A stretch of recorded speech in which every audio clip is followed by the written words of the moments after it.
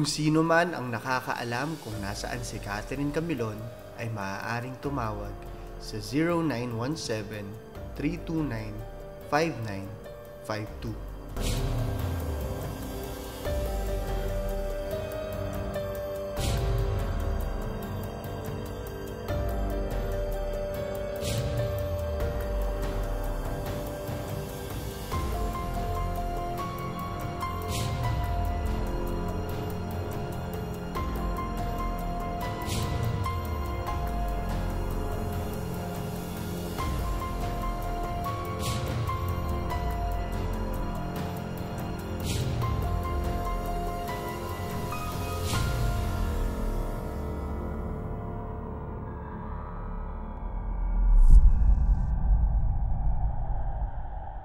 Itong CCTV footage na ito ang huling mga sandali ni Miss Grand Philippine finalist na si Catherine Camilon ilang oras bago siya ideklara na missing.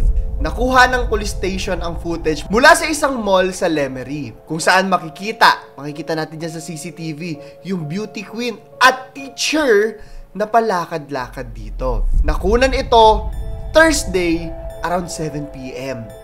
Malaki ang matutulong nito dahil isa itong lead.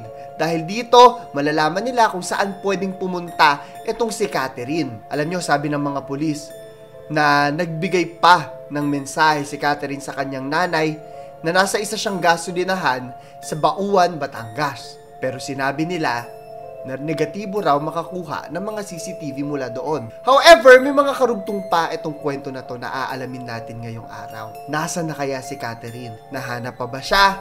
Okay ba siya? Or sa tanong ng iba, Darkman kung iisipin, buhay pa ba si Catherine?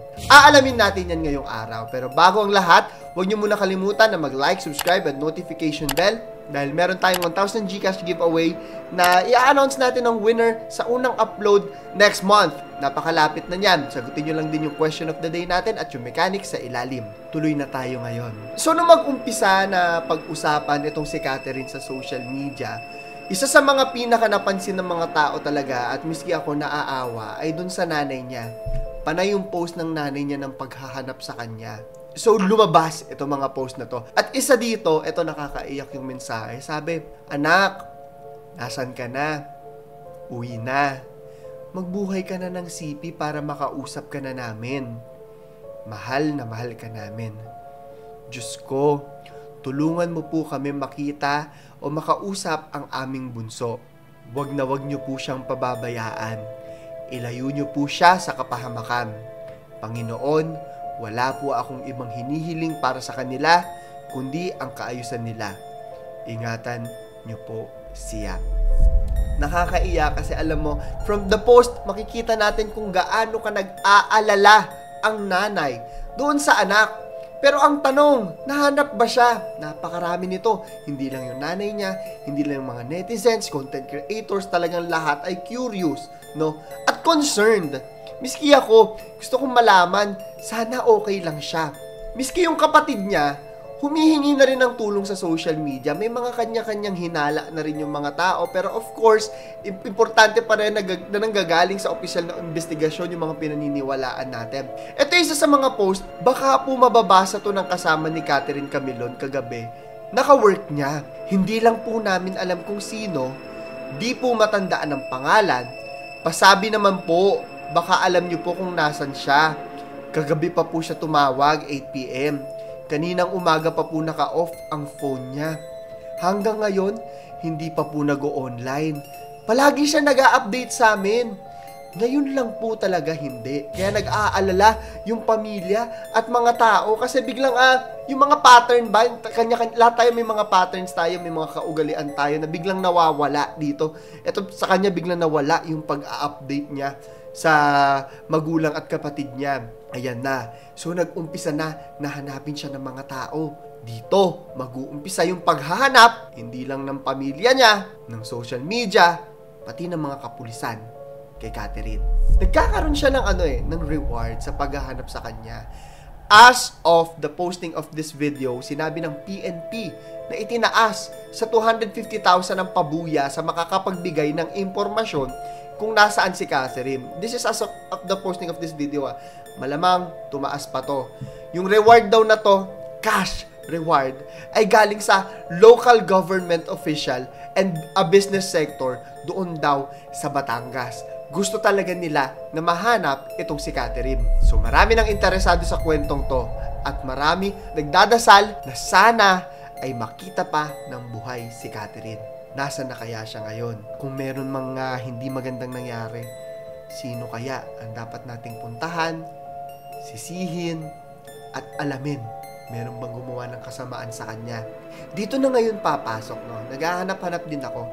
May mga person of interest na tinatawag. Sila yung curious ang kapulisan. May posibilidad na maaaring makapagbigay ng impormasyon or maaaring maging suspect doon sa pangyayari. Sa dami ng haka-haka at pag-iisip ng mga tao, biglang umusbong nga itong balitang to. Ang sabi, police identify person of interest in case of missing beauty queen Catherine Camilon. May mga tao na iniimbestigahan. Sabi ni Director Police Brigadier General Paul Kenneth Lucas, yes po, tuloy-tuloy po ang pangangalap ng mga impormasyon para mas matukoy po ang pagkakakilanlan ng POI o your person of interest. Kasabay ng paghahanap ng mga otoridad kay Catherine Camilon, inaalam din ng kinaroroonan ng kanyang sasakyan na gamit ng beauty queen nang huli siyang makita. No? So, ayon dun sa mga CCTV, parang hindi siya nag-iisa doon sa sasakyan. Eto ata, no, yung sinasabi nilang person of interest, hindi ko lang din alam kasi ayaw rin sabihin ng kapulisan hanggang hindi pa sigurado. Tama naman yon, hanggang hindi pa sigurado, hindi tayo magbibigay ng pangalan kasi baka may mga tao rin kasi minsan, di ba, gagawing suspect agad kahit hindi naman nadadala sa emosyon. Importante lang din na hinihintay muna natin yung investigasyon nila. Tumanggi nga sila, no, na magbigay ng detalye tungkol dito sa taong to hanggang patuloy pa yung investigasyon. Tignan natin yung oras ha. Ito yung mga nangyari. Sa isang CCTV footage na nakuhanan ang pagdaan ng sasakyan ni Catherine sa ilang bayan sa Batangas noong October 12. Medyo matagal-tagal na rin nangyari nito at medyo matagal-tagal na rin hinahanap si Catherine. Matapos matamaan si Catherine na naglalakad-lakad sa loob ng isang mall sa Lemery, 7 Yam, nakita ang kanyang sasakyan na dumaan sa Poblacion 1. Sa Santa Teresita, mga 8:07 PM daw. 3 minutes pagkatapos nito, 8:10 na, nahagip ng CCTV camera yung sasakyan niya sa Barangay Muzon, sa bayan ng San Luis. Sa pagitan ng 8:24 to 9:25, makikita yung pagdaan ng sasakyan sa ilang mga barangay sa Bauan. So, nakikita naman ng mga kapulisan kung ano yung nangyari sa kanya at saan siya pumunta. Sa kuha ng CCTV, ito na nga, babalikan natin yung ating person of interest. Parang may kasama si Catherine doon sa sasakyan. Kung sino yon, kung anong hangarin. So far, hindi pa natin alam yan. At pagsapit ng 10 PM, lumabas siya sa Barangay Road ng Barangay Santa Maria. Ito ngayon ang tanong nating lahat na, buhay pa ba si Catherine? Ano kaya yung nangyari sa kanya? So far, habang nagre-research ako, ito lang yung nakita ko. Sabi ng mga kapulisan, and this is good news, optimistic sila, no, na buhay pa si Catherine. Ayon daw sa investigasyon nila, malaki yung chance na nasa bansa pa si Catherine at nandito-dito lang siya. Magandang balita, pero marami sa atin, no, especially mga parents, hindi talaga matatahimik yung loob hanggang hindi nahahanap kung nasan ba talaga si Catherine habang hindi nakikita ng nandyan sa harapan nila. Kahit sino naman, di bang mahal natin sa buhay. So sana mahanap siya at sana makita siya na maayos at alam mo yon, walang nangyaring masama. Kung makikita mo talaga ako, kung yung binabasa ko yung post ng nanay, nararamdaman ko rin yung pain kasi parang mapapaisip ka, paano kung nangyari to sa mahal mo sa buhay? Mapapraning ka. Totoo yan, mapapraning ka, hindi ka makakatulog, kakahanap, no? At gayong pang di ba, kausap mo sa cellphone, alam mo yung mga nangyayari, tas biglang nawala. Mapapaisip ka talaga, ano kaya nangyari sa anak ko or sa pamilya ko? Wala kang magagawa kundi magdasal at maghintay kung ano yung nangyari.